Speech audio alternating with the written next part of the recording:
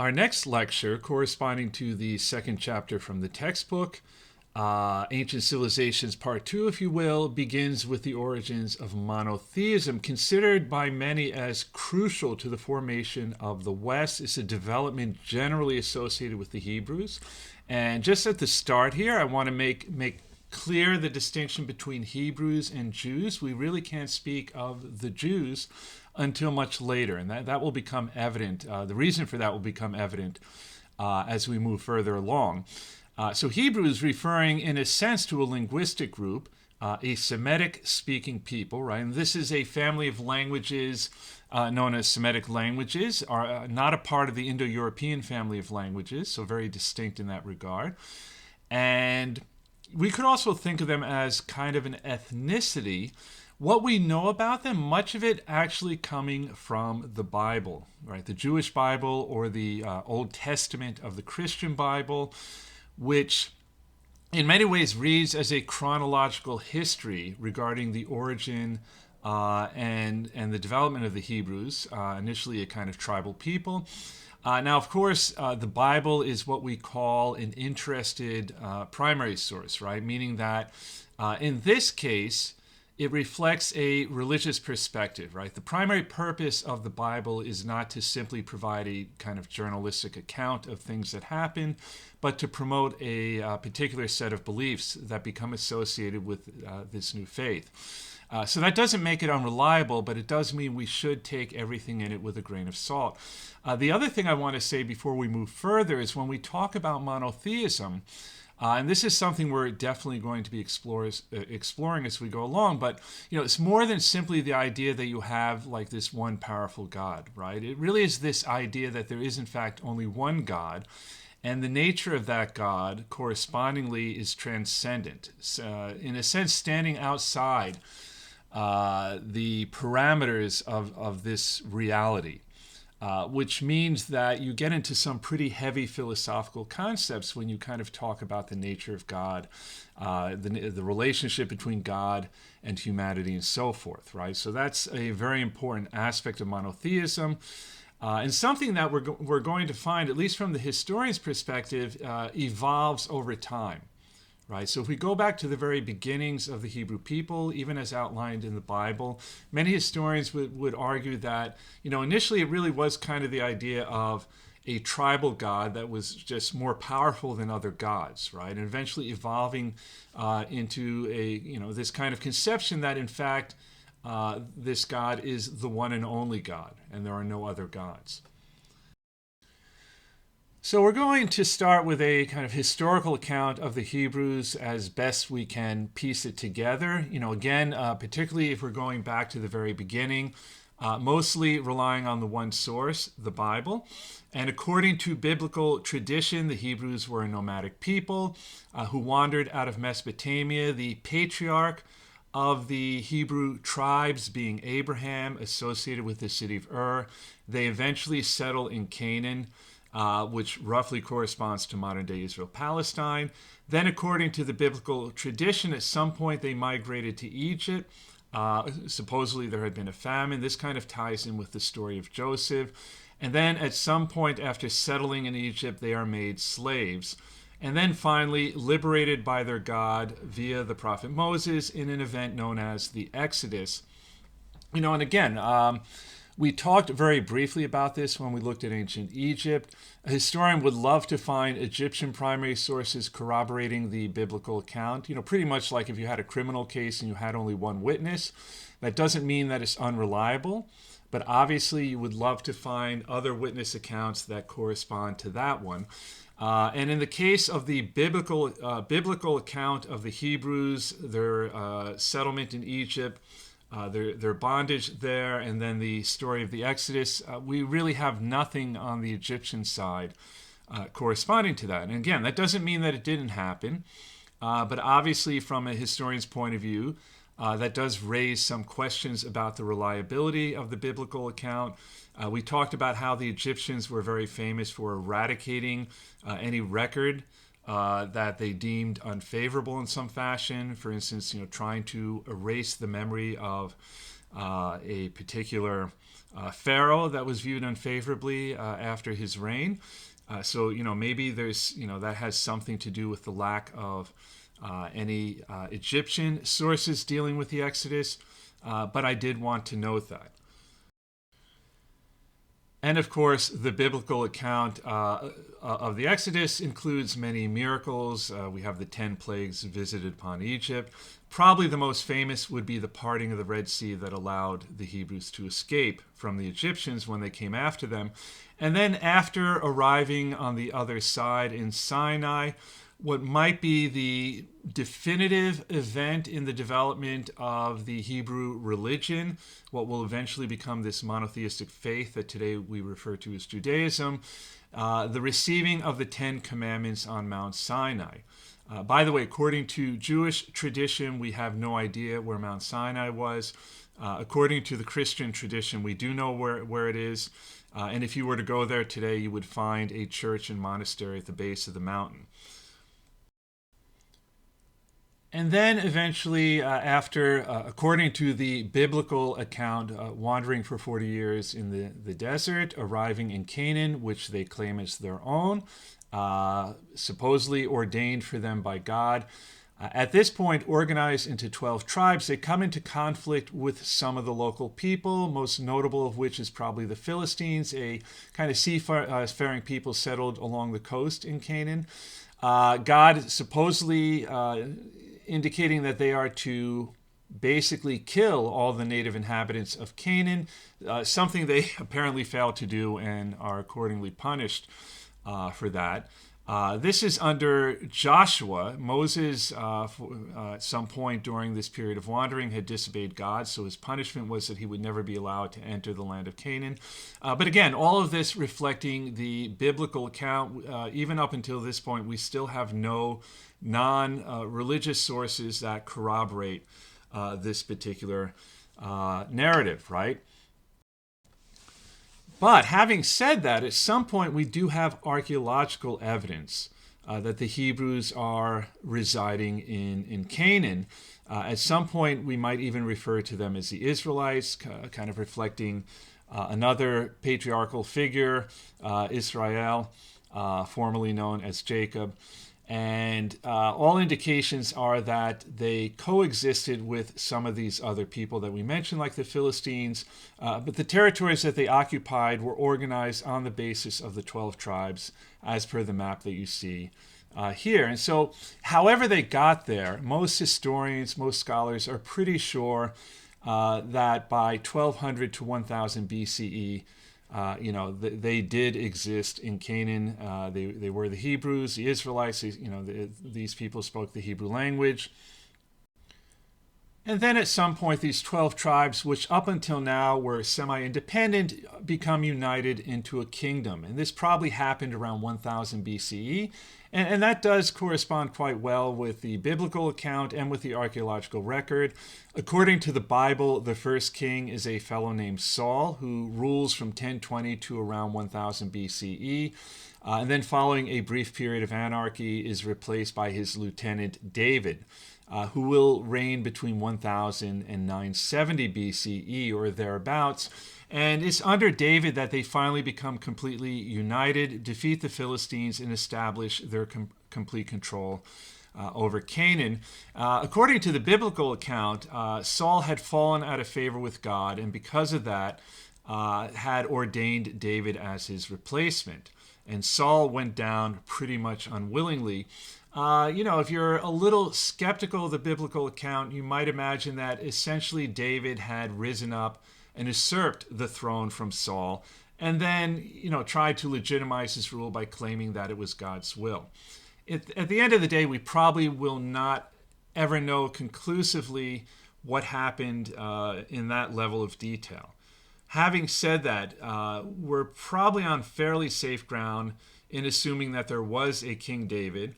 I mean, for instance, if we're talking about Moses or going further back, people like Abraham, a lot of historians are a little bit skeptical about whether these individuals even existed. It's really hard to say with any any certainty regarding that.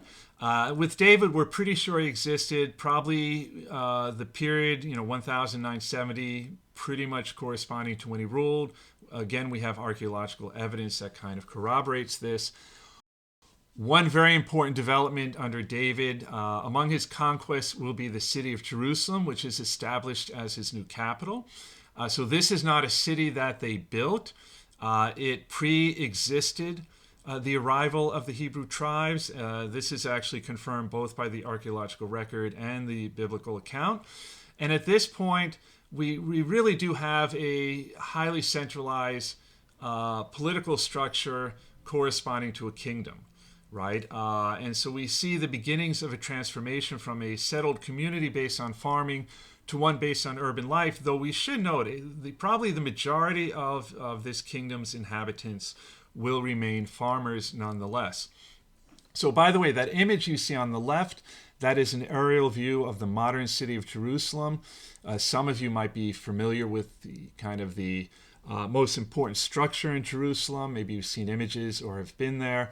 The Temple Mount, which today houses one of the most important shrines in Islam, but previously had been the site of the Jewish temple. And that is yet to come, in fact. What you see corresponding to the red circle, that would have been the center of Jerusalem at the time of David, right? And that is, in fact, an archaeological site today known as the City of David. So the City of David would have included the structures coming down that slope as well as the platform behind it, right? The modern City of Jerusalem, most of it kind of working its way from the platform to the left, right, kind of in a westward direction. So again, right, what you see there in the red circle, the City of David today, basically an archaeological site.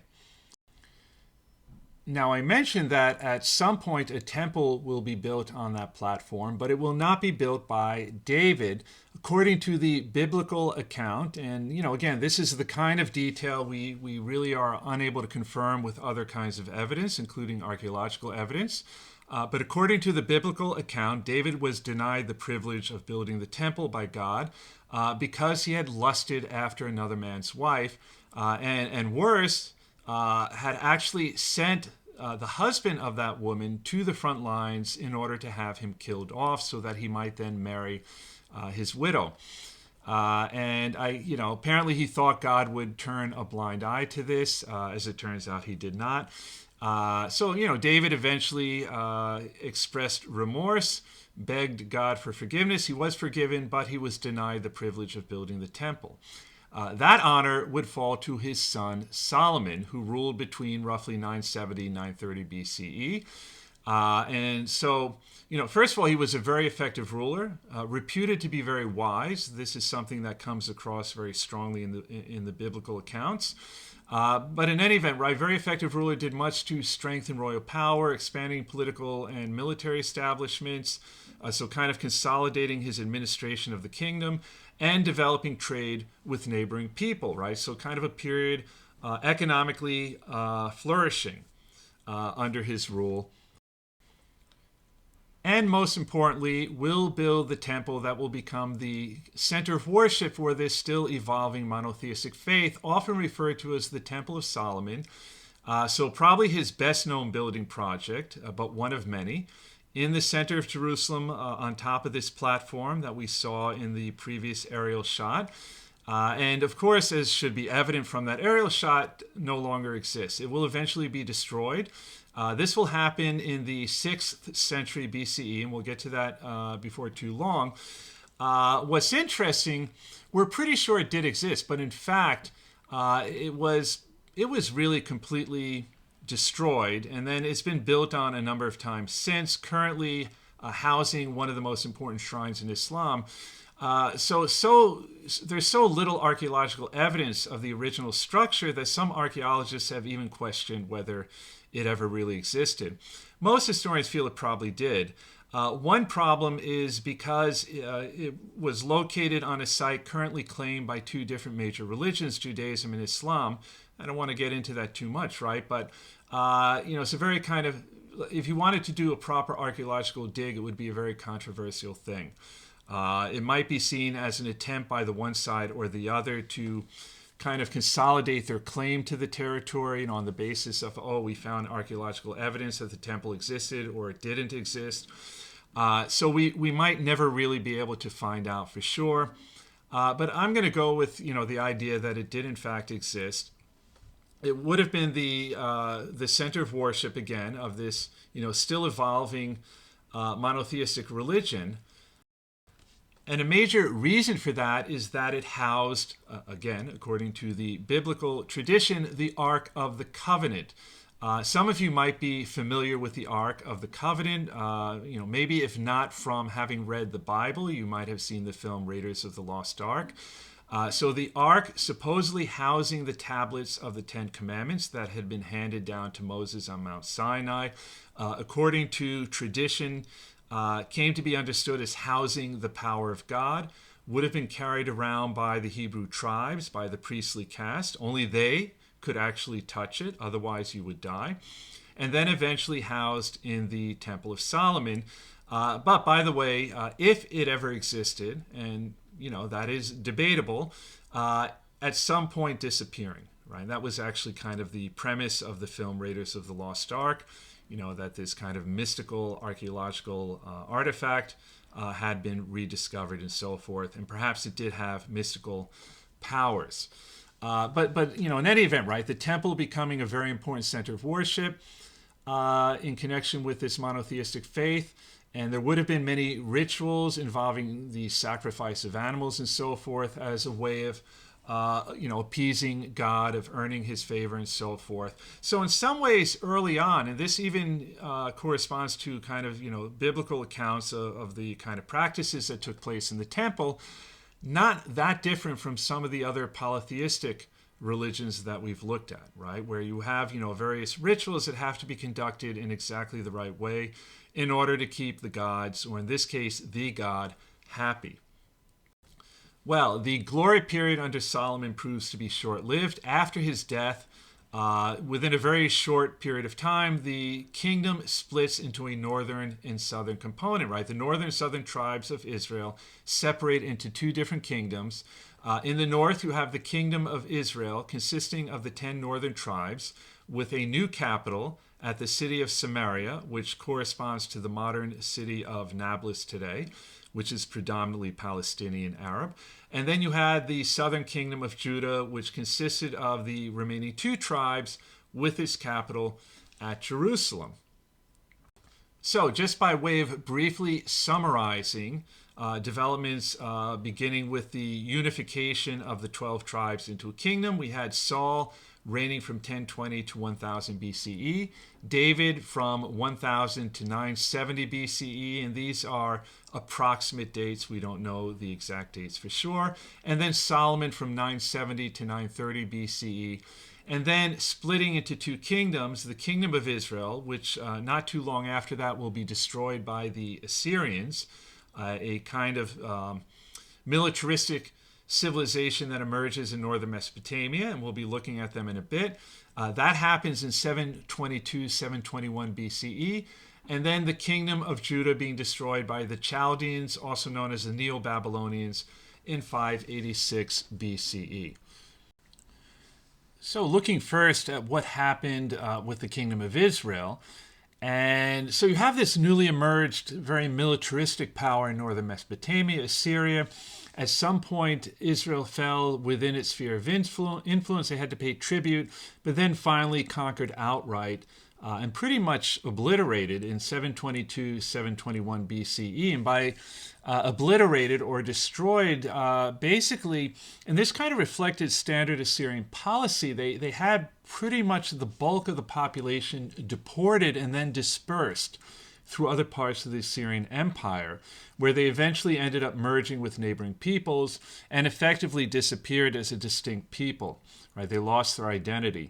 Hence why we often refer to them as the 10 lost tribes. As a kind of interesting aside, you might come across on the History Channel, much of which is very dubious history, by the way, but it can be very entertaining.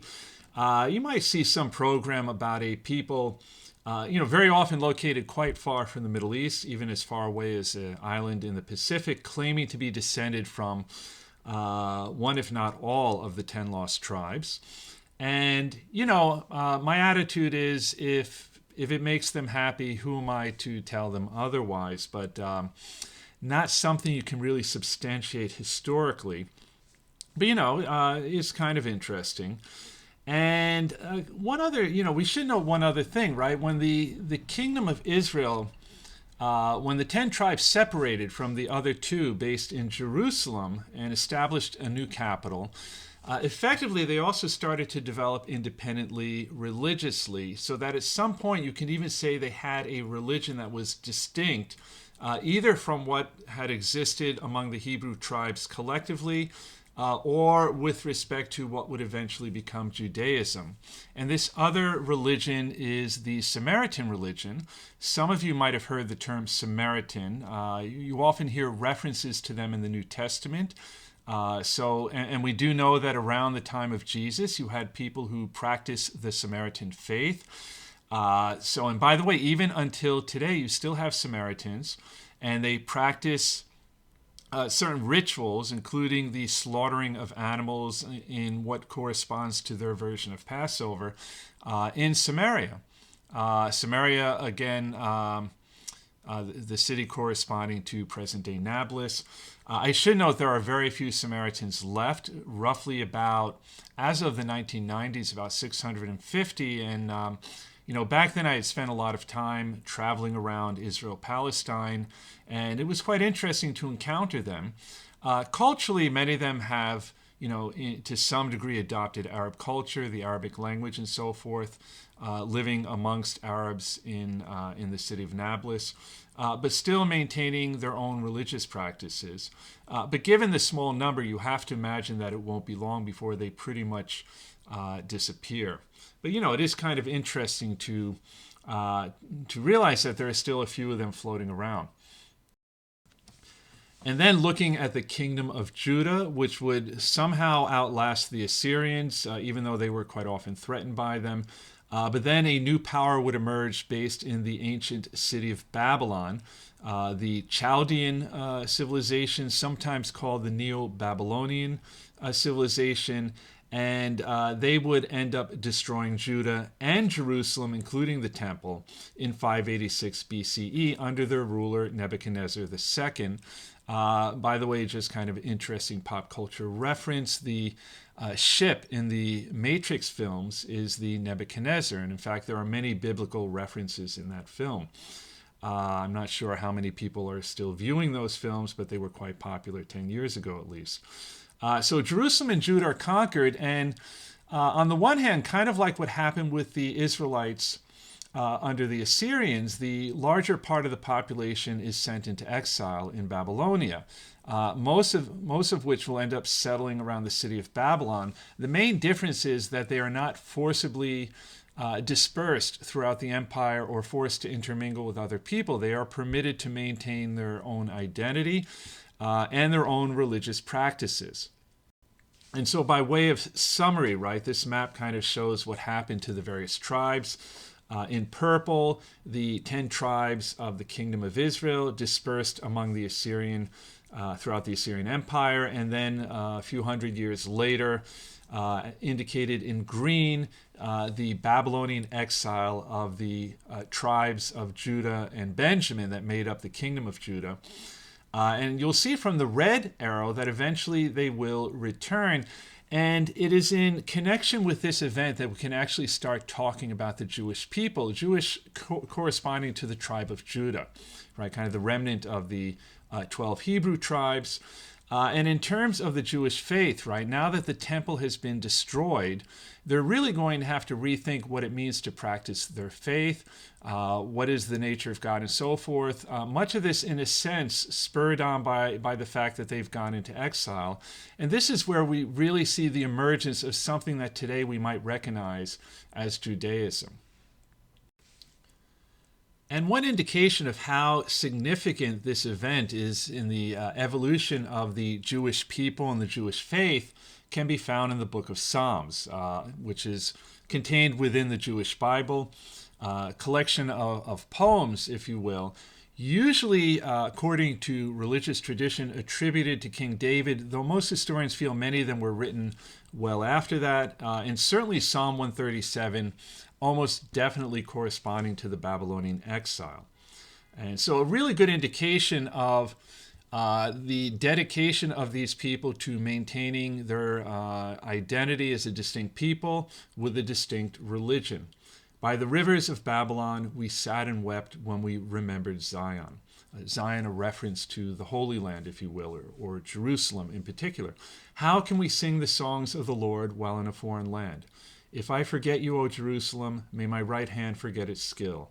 May my tongue cling to the roof of my mouth if I do not remember you, if I do not consider Jerusalem my highest joy. Well, fortunately for the Jews, and we can now, I think, speak of them as the Jewish people, the Chaldeans will soon be conquered by another people, the Persians, and we're going to be looking at them a good deal more closely moving forward. But in any event, for now, simply to note that the Persians were incredibly tolerant of their subject peoples, particularly their religious beliefs.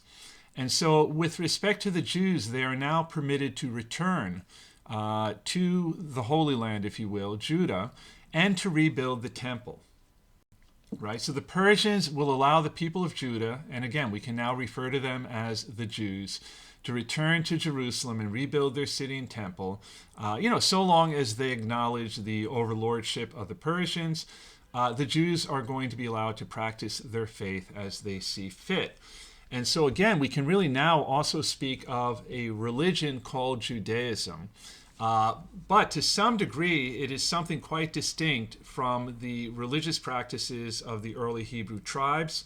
And much of this reflects developments that happened towards the end of the two kingdoms and then during the period of the Babylonian exile. And this is where we get into the crux of the matter of what it is that actually constitutes monotheism, right? Jews generally considered to be the first monotheists. And note that I say Jews, not Hebrews.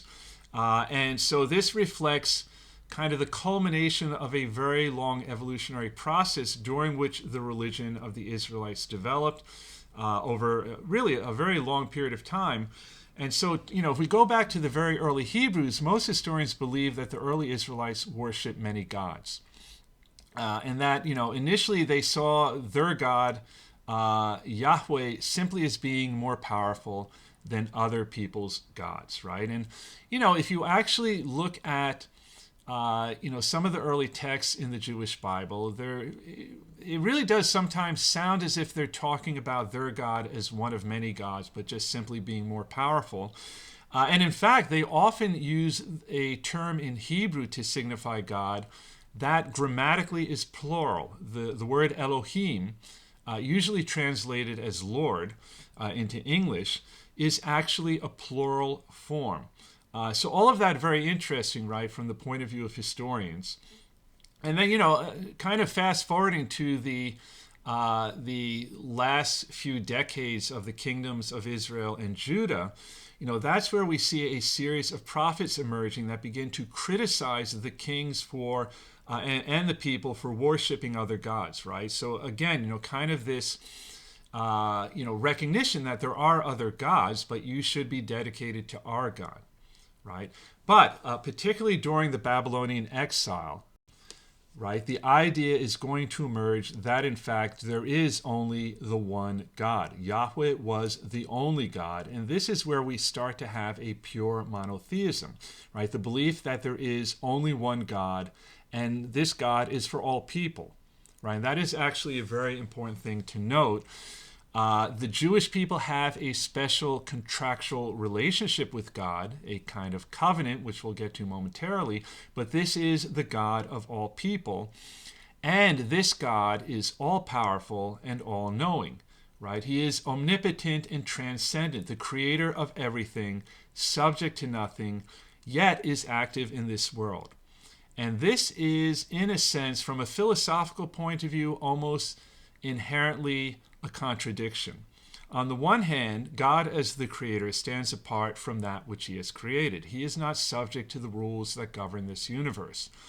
In that sense, he is also unknowable. He is transcendent. He transcends this universe. He transcends all concepts related to physicality and time. So, sometimes when people talk about, oh, how can God be in many places at once? They're kind of missing the point. God does not exist in physical space. He does not exist in time, which means, again, that God is unknowable in the sense that it is impossible for us as individuals who operate within the confines of the rules of this universe to fully comprehend a being that lives outside of it. But, and this is where later on theologians and philosophers will have to wrestle with what it means to have a single God, right? In the Jewish and then the Christian and Islamic faiths, God is understood as being active in this world, right? So on the one hand, he does occasionally intercept this reality, right?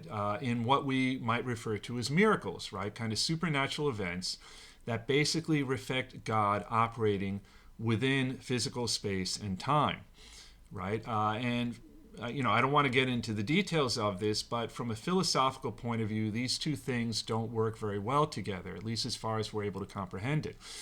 What does that mean in terms of, how we experience God, right? Of course, in the Christian faith, right, the idea that Jesus is God incarnate, taking physical form, that is the epitome of this notion of God operating or becoming active in this world.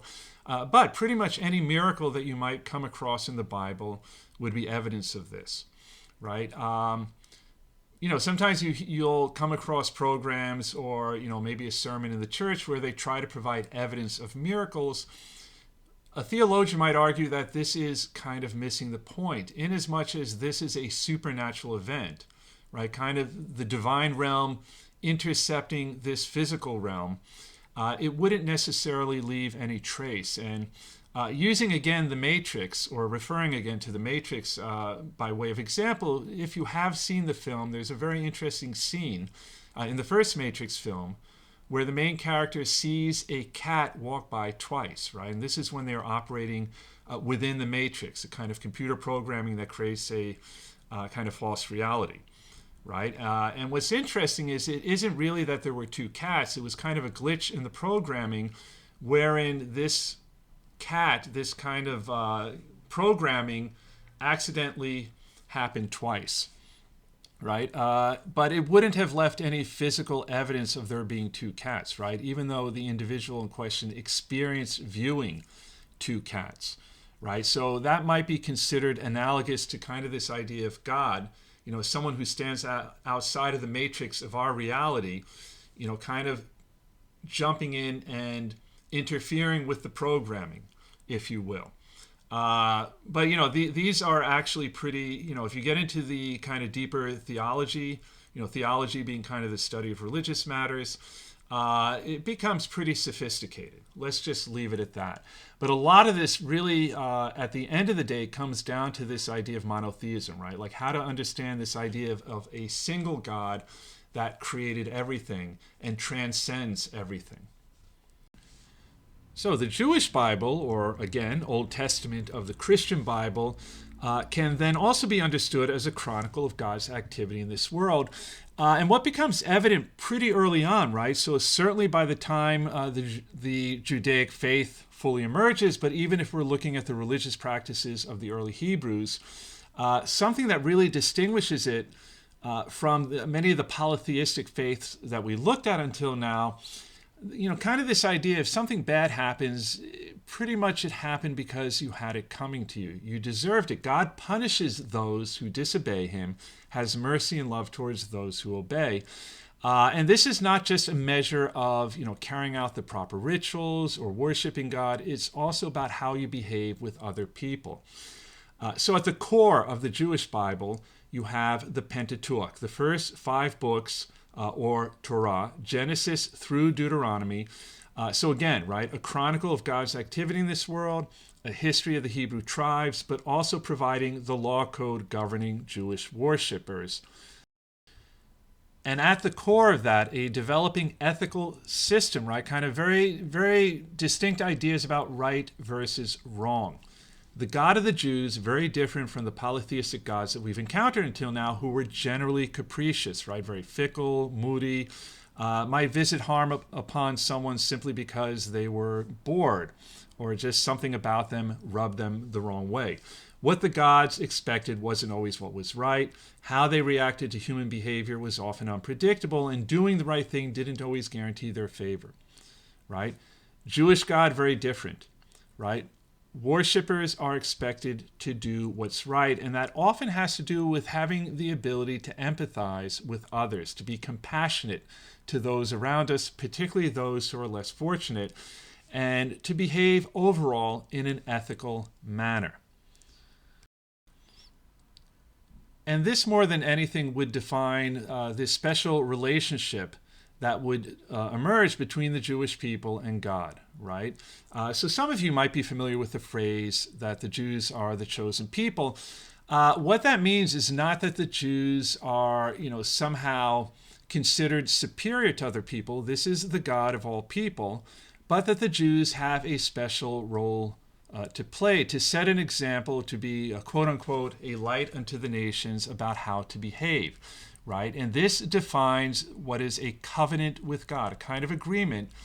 And this is at the heart of the Judaic faith as it developed during the Babylonian captivity, right? Most historians believe that the Jewish Bible and how we understand it today took its present day form during that period, largely to help them maintain their faith and avoid adopting religious practices from the Babylonians, particularly given that the temple was now gone, right? The various rituals that had been at the core of their faith could no longer be conducted, and this would help them to define themselves as a distinct people with a distinct religious practice.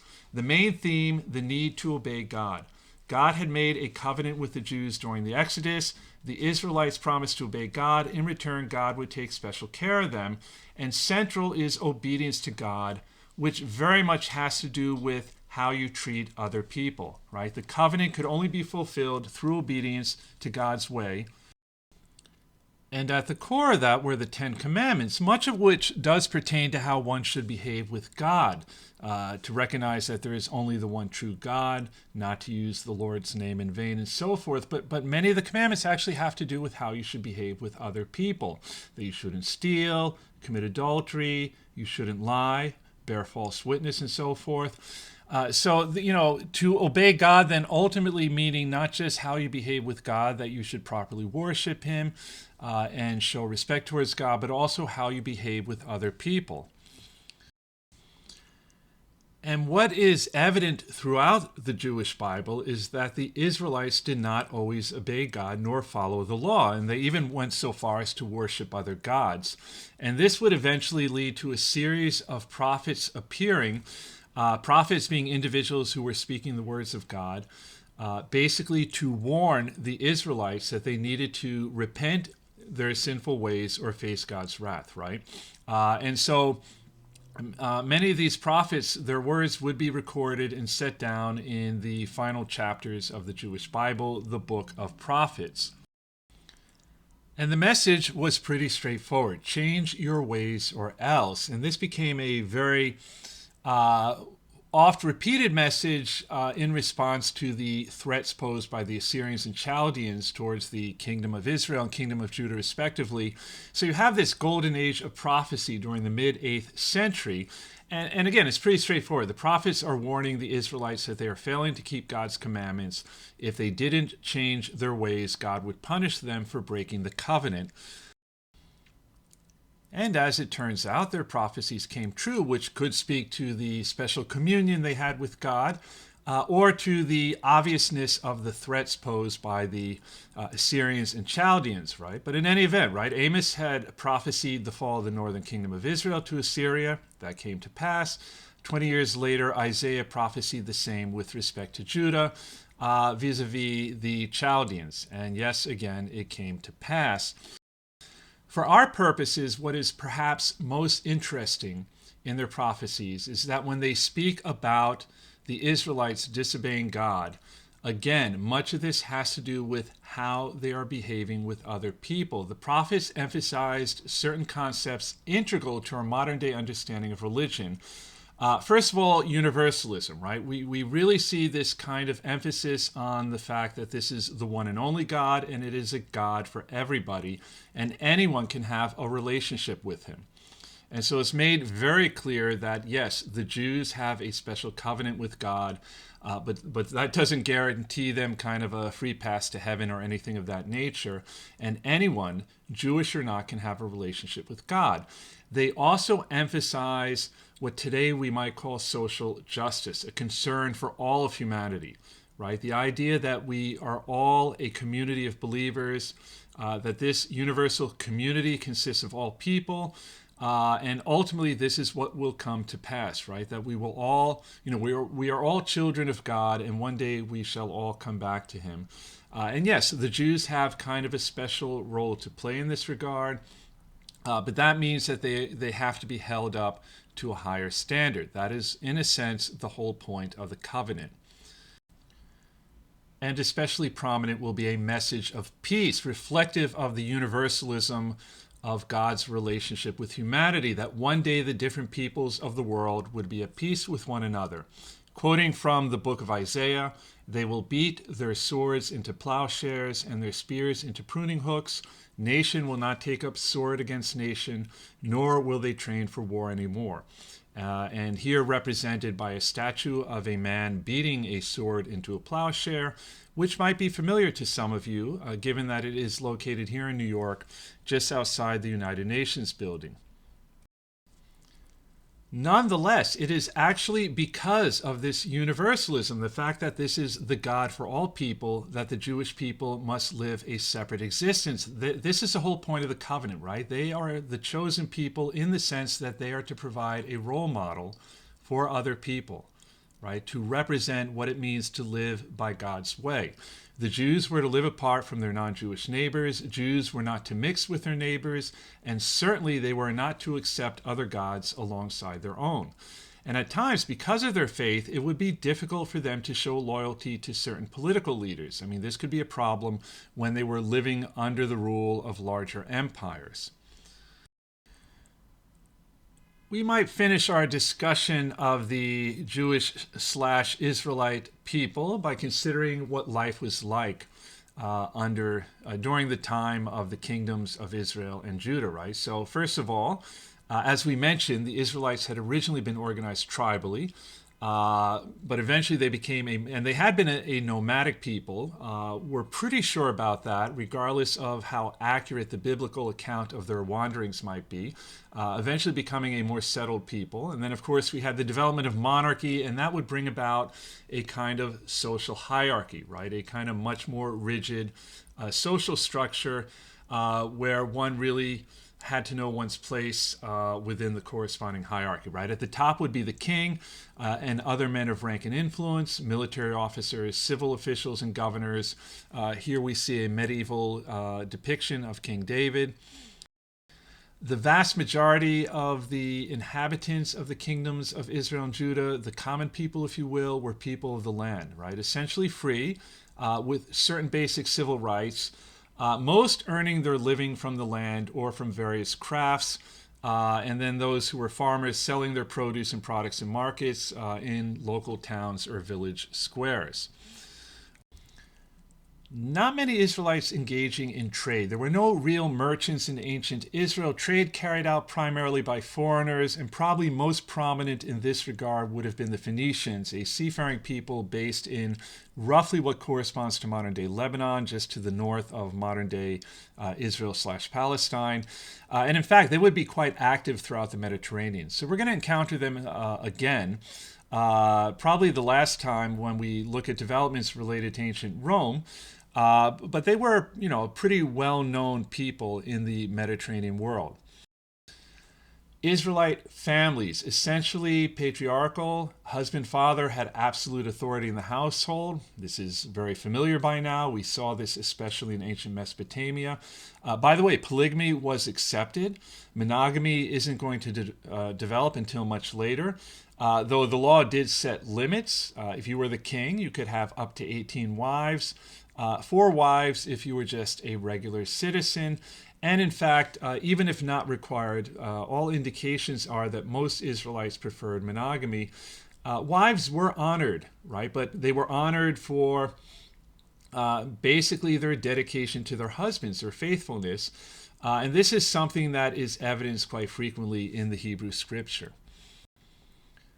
On the other hand, we do have some evidence of women playing more prominent, even political roles. A good example of that would be Deborah the judge. So kind of a typical kind of positive female role model in the Bible. She was very active in helping lead the Israelites to defeat the Canaanites at Mount Tabor, at least according to the biblical account. Another positive female role model was Jael, who killed the Canaanite leader Sisera. Here we see a Renaissance painting depicting the scene of her slaying Sisera. She drove a spike through his head while he was sleeping. You got to do what you got to do. But having said that, at the end of the day, Israelite society, definitely a male-dominated society. Sons preferred over daughters. When daughters married, they left the family house and went to live with the husband's family. Upon marriage, a bridegroom's family paid a sum of money to the bride's family as a purchase price. So kind of, in order to compensate that family for the loss of their daughter. So she now belonged to the family of her husband. And, finally, we should look at the neighbors of the Israelites. Pretty much throughout the history of these kingdoms, they were not the only people occupying Canaan, right? We already talked about the Philistines, who had probably arrived by sea, had invaded the area, and eventually established 5 towns along the coast. More prominent would be the aforementioned Phoenicians, a Semitic-speaking people who inhabited a narrow band of land along the coast, about 120 miles long, to the north of the Kingdom of Israel, roughly corresponding to modern-day Lebanon.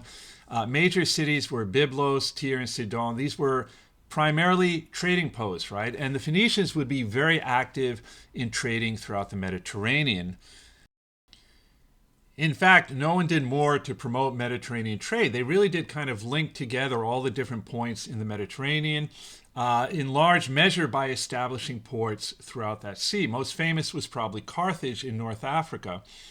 The Phoenicians, by the way, not just trading in goods produced by others, but also producing goods like purple dye, glass, wine, and probably most importantly, lumber from the very famous cedar trees of Lebanon. Still famous today, the Lebanese flag, at the center of that flag is an image of a cedar tree. By the way, some of the ancient Phoenician cities like Tyre and Sidon still exist in modern-day Lebanon. So they were very famous for their ships, which were quite sturdy. We know that at some point they ventured into the Atlantic Ocean. And finally, perhaps most importantly, in connection with their trading activity, they were very important cultural transmitters, right? Adopting cultural traits from other peoples and then spreading them geographically throughout the Mediterranean area. So here we see a map kind of indicating where the Phoenicians were most active, indicated in yellow. Again, probably the most important port outside of their original base of operations would have been Carthage, which will play a very important role in the early history of Rome.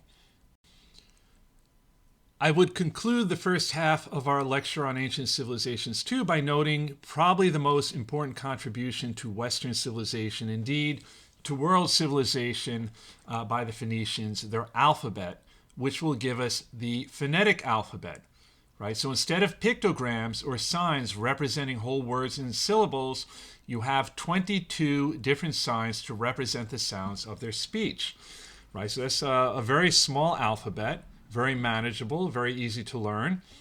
And with these characters or letters, you would be able to spell out any and all words in the Phoenician language based on how they sound. So to be clear, they're not the only people to invent a phonetic alphabet. And of course, I think it should be obvious, the term phonetic comes from Phoenician, but it would end up being the most influential.